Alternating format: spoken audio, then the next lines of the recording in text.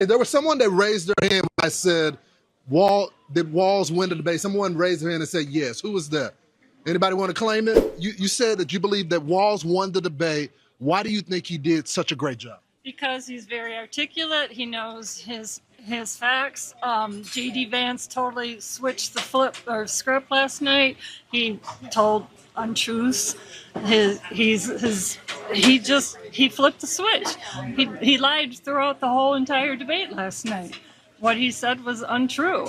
His stance on abortion, his stance on housing, his stance on the finance, everything was not true. Why do you think most people, when you look at the independents and the Dows, and even some Democrats still say J.D. Vance won the debate last night? I think it's because he has had more experience on public stage in debating. And Tim Walz is just your guy next door. That lady had to fess up on Fox News over her opinion that Tim Walz won the VP debate. It did generate conclusions from folks that you wouldn't expect. What J.D. Vance accomplished was he made himself human, unlike Donald Trump, who never does that. And he made himself accessible. I hate that word, but it's a trendy word now. But tonight, Vance did his ticket more good than Walz did his ticket. But Walz wasn't bad. He looks like a guy that I'd invite to Thanksgiving dinner. I don't think I'd give him dessert. I'd get him out of there because he'd get a little tedious. But he could have an entree and an appetizer. As far as you want to gauge the winner by who helped his ticket more, it was Vance. Crazy enough, I agree with Bill O'Reilly. Vance's main objective had to be to come off more normal and less rabidly angry than the Trump-Vance ticket has been. It was something that Trump failed to do, and everyone expected more of the same. So that noticeable look of normalcy was actually kind of a win. I was struck by the fact that J.D. Vance is a significantly more eloquent Donald Trump. Watching that, I don't agree with J.D. Vance on quite a bit, but he speaks to MAGA in a way that he comes off as an incredibly effective communicator. I honestly would be surprised that Donald Trump doesn't want to debate again because J.D. Vance did so well, and he's going to want the final kind of, the closing argument.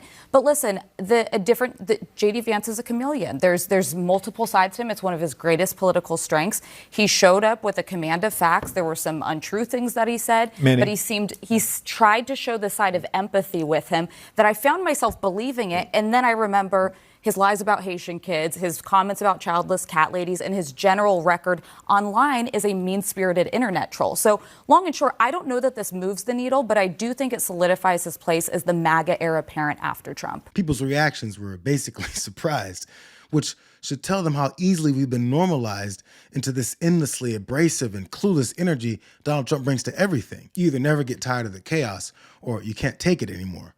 And it's made us forget that politicians usually lie with a straight face. Well, Vance has got that part down. With J.D. Vance, you had the elitist, the guy that went to an Ivy League school, who smoothly knew how to answer all the questions smoothly. I think most people would say he did much better last night stylistically, but he also showed a side of himself that he has not shown before, and that is he tried to be more likable. He tried to be more agreeable. So J.D. Vance came off well, but that all depends on how closely you listen to him and how much background information you have on the things that he breezed through and claimed were true. Tim Walz's obvious decision to not attack him when he lied oddly both frustrated and satisfied some folks. J.D. Vance came to this debate to land a bunch of punches, and he did. He landed a lot of punches in between all the niceties and all of that. And the thing that really stood out to me was that Tim Walz did not seem prepared for it. He didn't respond to a lot of the criticisms and attacks that Vance put on the table. He allowed some clear falsehoods to just go completely unanswered. He allowed J.D. Vance essentially to dodge on a whole host of issues, on climate change, on the issue of his flip-flopping on Donald Trump.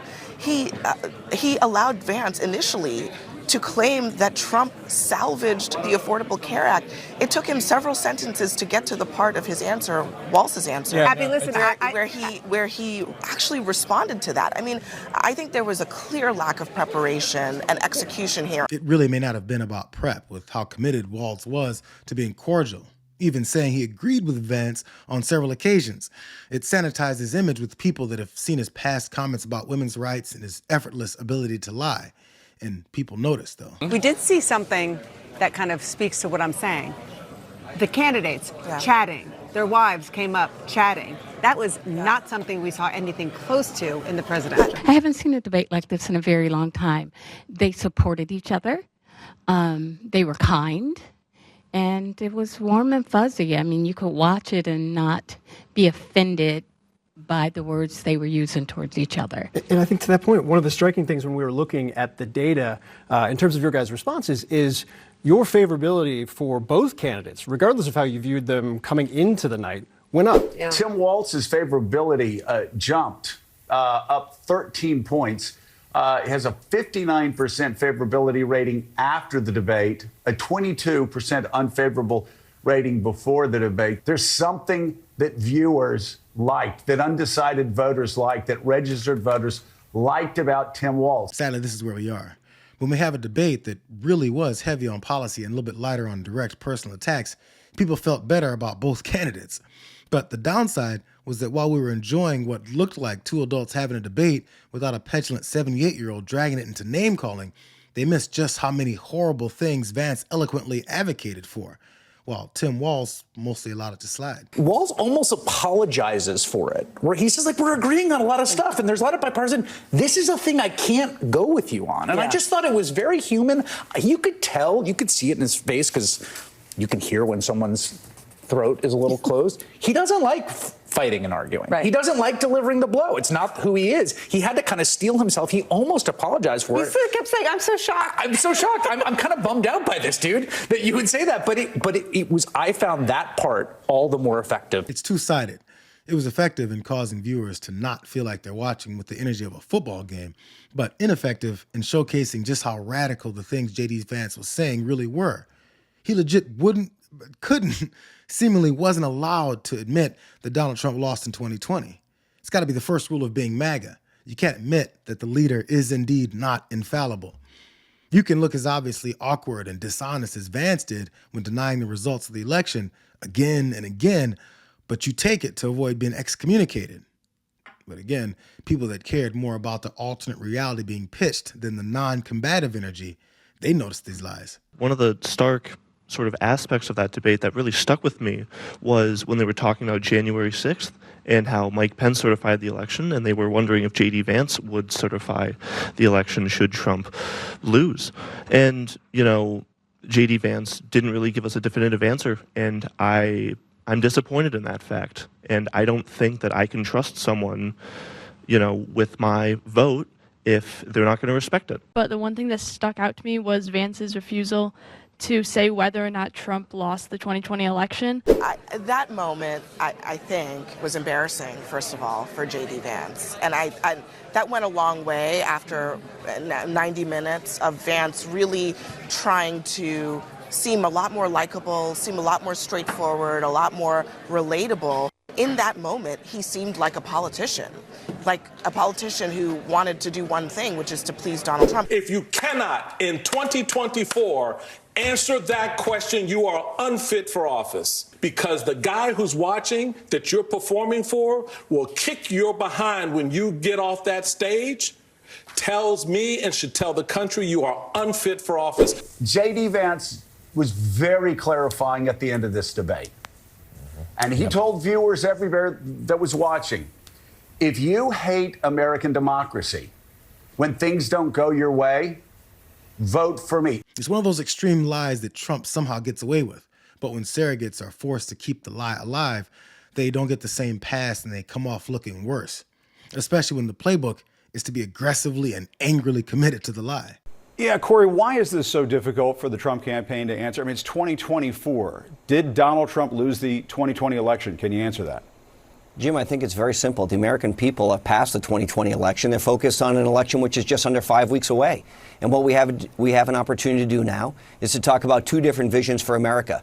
And what J.D. Vance laid out last night is a very different vision than what Tim Walz and Kamala Harris want to say. So, look, we can go back and relitigate the 2020 election, or we can look at what we can do to make America better for everyday Americans who are struggling under Bidenomics. Yeah, They're struggling under... It's not relitigating. It's just a simple question. Did Donald Trump lose the 2020 election? I mean, that's but Jim, why are we talking about 2020 anymore? Does the American people care about the 2020 election anymore, or do they care about being able to put food on their table, gas in their car, home I think heating one oil reason in why their... it's coming up, Corey, is because the former president has said on the campaign trail repeatedly that there was all this widespread fraud in 2020. That was not the case. And he's also teeing up the same kinds of challenges after this election. It hasn't even happened yet. Amazingly, after all the other lies, it really may have been Vance's biggest issue when it comes to folks that don't follow the daily political discussions about Trump's stances and agenda.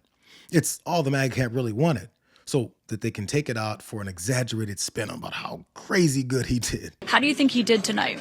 I thought it was a masterclass. It was just an incredible performance, just real command of the facts. Didn't let sort of the fake fact check, try to steamroll him. He came back with actual facts.